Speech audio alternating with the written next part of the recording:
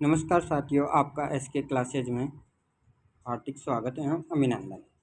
तो साथियों, आज हम इस यूट्यूब चैनल पर फ्री ऑफ कॉस्ट बिना किसी चार्ज के 10th क्लास की मैथ्स की क्वेश्चंस विद डिटेल्स के साथ स्टार्ट कर रहे हैं। तो साथियों, इसमें आज हम एक चैप्टर आता है अपने 5th, वो है समांतर श्रेणी। उसको बोला जाता है समांतर श्रेणी अरिथमेटिकल प्रोग्रेशन, शॉर्ट में बोला जाता है एपी। यानी समांतर श्रेणी किसे कहते हैं? समांतर श्रेणी संख्याओं की एक निश्चित सूची होती है। एक निश्चित सूची है जिसमें प्रत्येक में एक पद जुड़ता रहता है, एक निश्चित संख्या जुड़ती रहती है, जिससे कि आगे की एपी बनती रहती है। तो साथियों, इस एपी को प्राप्त करने के लिए हमें जो उसके अंदर प्रत्येक पद में एक सार्वंतर कॉमन डिफरेंस होता है, वो होता है डी, उसको जोड़ा जाता है। कोई भी एपी है, उसके यदि अपने पास फर्स्ट पद है तो उसके अंदर आगे की एपी यानी समांतर श्रेणी बनाने के लिए उसमें डिफरेंस कॉमन डिफरेंस सार्व अंतर बोलते हैं, वो जोड़ सकते हैं। और साथियों, जो सार्व अंतर डी होता है वो पॉजिटिव भी हो सकता है, नेगेटिव भी हो सकता है और शून्य भी हो सकता है। यानी डी का मान पॉजिटिव भी हो सकता है, नेगेटिव भी हो सकता है और जीरो भी हो सकता है। तो साथियों, ये आपको समझ में आ गया होगा कि समांतर श्रेणी किसे कहते हैं। समांतर श्रेणी इंग्लिश में अरिथमेटिक प्रोग्रेशन कहते हैं, उसका शॉर्ट रूप में एपी बोला जाता है। तो साथियों, इसमें देखो फर्स्ट पद होता है, उसके अंदर अपन प्रत्येक पद में फर्स्ट डी यानी डिफरेंस कॉमन डिफरेंस जोड़ते रहते हैं, जिससे कि आगे एपी बन जाती है।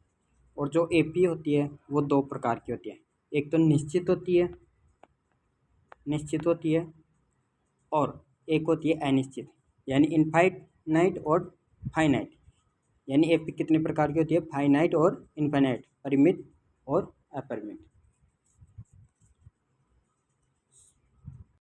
जैसे कि मैंने बताया कि जो एपी होती है वो एक तो सीमित होती है, एक असीमित, यानी सीमित संख्या तक उस बनी हुई है, और एक होती है असीमित, यानी वो आगे चलती रहती है, वो रुकती नहीं। तो साथियों, इसके अंदर बताया कि जो कॉमन डिफरेंस होता है डी का मान पॉजिटिव भी हो सकता है, नेगेटिव भी हो सकता है, जीरो भी हो सकता है। एक समांतर श्रेणी को निरूपित किया जाता है जहाँ फर्स्ट पद ए होता है और सार्वंतर डी होता है, और इसे एपी का जनरल फॉर्म यानी व्यापक रूप कहा जाता है। इसमें देखो ए प्लस डी, ए प्लस 2D, ए प्लस 3D, ये क्या है? एक व्यापक रूप है, ऐसे आगे चलता रहेगा। यानी A1 किसे बोलते हैं? A1 ए आ गया। A2 यानी सेकंड पद कौन सा आएगा? ए प्लस डी। थर्ड पद कौन सा आएगा? ये आ गया ए प्लस 2D। फोर्थ पद कौन सा आएगा? ए प्लस 3D। यानी जैसे जैसे आगे बढ़ते रहेंगे, यानी जो अपना पद है उससे कम संख्या से डी मल्टीप्लाई होके फर्स्ट पद को जोड़ दिया जाता है, तो अगली वाली फॉर्म आ जाएगी। जैसे अभी हम अपने को मान लो 10th पद पे कौन सा होगा? तो वो होगा ए प्लस 9D। कौन सा होगा? ए प्लस 9D। कौन सा होगा? ए प्लस 9D। ठीक है दोस्तों, ए प्लस 9D हो जाएगा। तो साथियों, इसके अंदर जैसे मान लो अपने पास एक एग्जाम्पल लेते हैं 1 2 3 4। अब इसमें देखो फर्स्ट पद कौन सा है? ए, सेकेंड ये हो गया, थर्ड ये हो गया।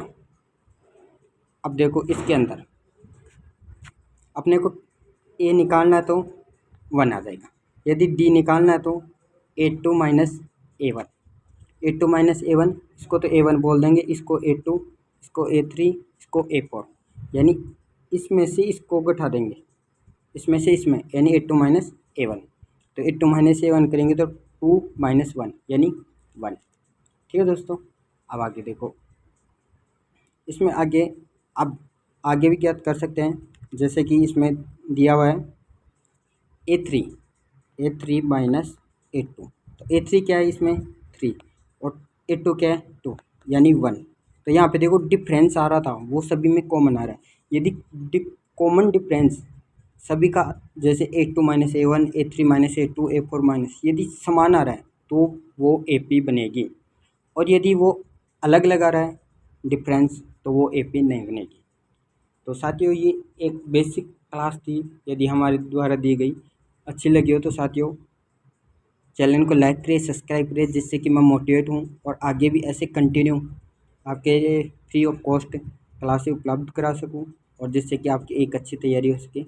तो हमारे चैनल को सब्सक्राइब करना ना भूलें, और ऐसी शानदार वीडियो प्राप्त करने के लिए बेल आइकन को प्रेस करें और अपने साथियों को भी शेयर करें, जिससे कि मैथ्स में उनका इम्प्रूवमेंट हो सके और उनके लिए एक फ्री ऑफ कॉस्ट उनको सीखने के लिए मिल सके। धन्यवाद। जय हिंद, जय भारत।